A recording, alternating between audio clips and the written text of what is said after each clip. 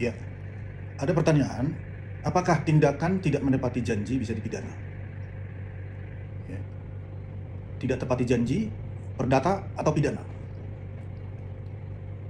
Ya, untuk ini kita perlu bahas lebih dulu terkait dengan ranah perdata, ya, ranah perdata. Ya, jadi artinya tidak tepati janji dalam ranah perdata itu artinya ada ingkar janji, wan prestasi, ya. Nah, dasar hukumnya terkait ingkar janji atau wan prestasi ini adalah pasal 1234 KUH Perdata, ya, yang mengatakan tiap perikatan adalah untuk memberikan sesuatu, ya, untuk berbuat sesuatu atau untuk tidak berbuat sesuatu. Itu pasal 1234 KUH Perdata. Kemudian pasal 1243 KUH Perdata, penggantian biaya, kerugian, dan bunga karena tidak dipenuhinya suatu perikatan. Nah, ini adalah dasar hukum, ya, wan prestasi, ya, atau ingkar janji. Jadi jika seseorang berjanji melalui perjanjian, ya, misalnya jual beli, ya, sewa, pinjam meminjam, ya, tetapi dia gagal memenuhi kewajibannya, ya, tanpa alasan sah, maka hal itulah yang disebut sebagai wan prestasi, ya. Gagal memenuhi kewajibannya, ya. Contoh, ya, contoh misalnya A meminjam uang dari B, ya, dan berjanji akan membayar pada tanggal tertentu, ya, tapi dia tidak membayar, ya, maka ini adalah wan prestasi, wan prestasi, sehingga ini adalah perdata, ya, ini adalah murni perdata, ya. Kemudian, ya, apa sanksi hukumnya terhadap hal wan prestasi ini, terjadi wan prestasi atau ingkar janji, gagal memenuhi kewajibannya tadi, ya, tentu adalah dengan ganti rugi, ya. Dia akan dituntut untuk membayar ganti rugi, kemudian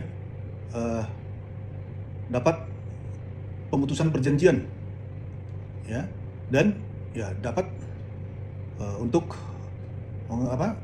mengajukan eksekusi jaminan, ya, apabila pakai jaminan, ya, itu.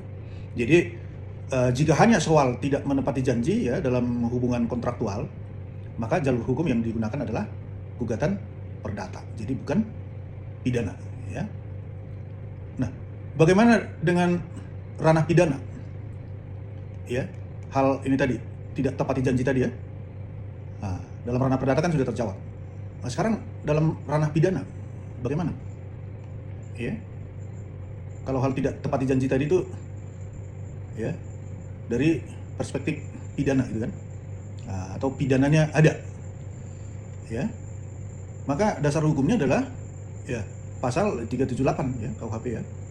Itu pasal 378 itu di sana dikatakan barang siapa dengan maksud untuk menguntungkan diri sendiri atau orang lain, ya, secara melawan hukum dengan memakai nama palsu atau tipu muslihat atau rangkaian kebohongan menggerakkan orang lain untuk menyerahkan barang, ya, dan seterusnya, ya. Nah, itu 378, dan ini adalah penipuan, ya. Nah, yang mana unsur penipuan itu, ya, artinya agar dapat dipidana sebagai tindak pidana penipuan, ya, harus terpenuhi unsur-unsurnya, ya.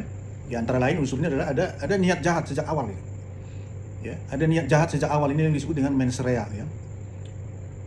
Jadi sejak awal dia sudah memiliki niat jahat, gitu.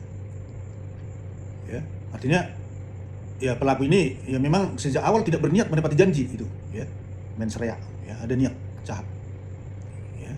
Kemudian ada tipu daya dan atau kebohongan, nah itu, ya. Kemudian ada kerugian di pihak korban, ya. Nah, ini unsur-unsur pentingnya, ya, harus ada supaya dapat si pelaku tersebut itu tadi, ya, yang sejak awal tidak berniat menepati janji itu dapat dipidana, ya. Ya, contohnya apa Bapak Ibu yang dapat kita contohkan, gitu, ya. Ya, misalnya A, ya, si A menjanjikan kepada si B bisa mengurus untuk masuk menjadi pegawai negeri, gitu kan, atau CPNS, ya, asalkan si B membayar kepada si A misalnya 50 juta misalnya, ya. Nah, setelah uang diterima oleh si A, ya si A ini menghilang, ya kan? Si A ini menghilang gitu, ya sampai nomor teleponnya nggak bisa dihubungi lagi, ya kan? Tidak diketahui lagi di mana rimbanya si A ini. Setelah dia terima tadi uang 50 juta tadi, ya, yang menjanjikan kepada si B bahwa dia dapat mengurus untuk masuk menjadi pegawai negeri sipil, ya. Nah, maka Bapak Ibu, ini adalah tindak pidana yang bisa dipidana penipuan, gitu. Ya. Jadi dia dari unsur tadi, mens rea tadi, ya. Jadi dari sejak awal si A ini udah memiliki niat jahat, gitu ya, kepada si B. Nah, maka ya setelah dia menerima uang dari si B, dia langsung menghilang. Ya, nomor handphone pun langsung diblokir, ya. Tidak dapat dihubungi lagi dan tidak diketahui lagi rimbanya. Nah, ini adalah tindak pidana yang bisa dipidana penipuan, gitu ya. Jadi ya ini adalah ya sebagai ya analisa terkait pertanyaan tadi, analisa hukumnya terkait pertanyaan apakah tindakan tidak menepati janji itu bisa dipidana, gitu ya. Tidak tepati janji, perdata atau pidana. Nah, ya itu ya sedikit sebagai ya analisa di dalam ya jawaban ini, ya, jawaban, ya. Nah, jadi sekali lagi ya, untuk dapat kita pahami ya dengan jelas bahwa terhadap gagal bayar utang, ya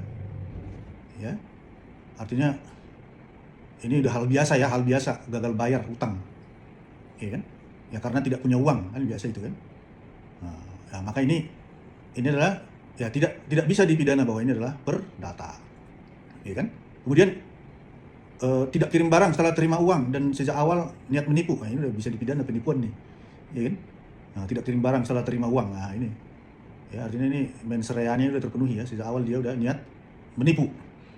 Kemudian janji nikah tapi tidak ditepati misalnya, ya. Jadi dia janji nikahin seorang perempuan, ya. Jadi seorang laki-laki menjanjikan kepada pasangannya, ya, perempuan, ya, pacarnya, akan menikahinya, ya, tapi tidak ditepati. Ya, ini pidana apa perdata? Ya, apakah ini bisa dipidana? Nah, ya ini Bapak Ibu, ya umumnya ini tidak bisa, gitu kan, karena hal ini bukan ranah pidana, gitu ya. Nah, gitu ya. Karena janji nikah tapi tidak ditepati, ya dapat dikatakan bahwa ini ya umumnya tidak bisa, ya, dipidana karena bukan ranah pidana, ya. Ya kecuali ada hal-hal yang lain di balik ini, ya. Nah, itu bisa. Tapi kalau hanya janji nikah saja tapi tidak ditepati, ya batal, ya itu tidak bisa, ya, tidak bisa dipidana, gitu kan. Nah, gitu ya Bapak Ibu, ya.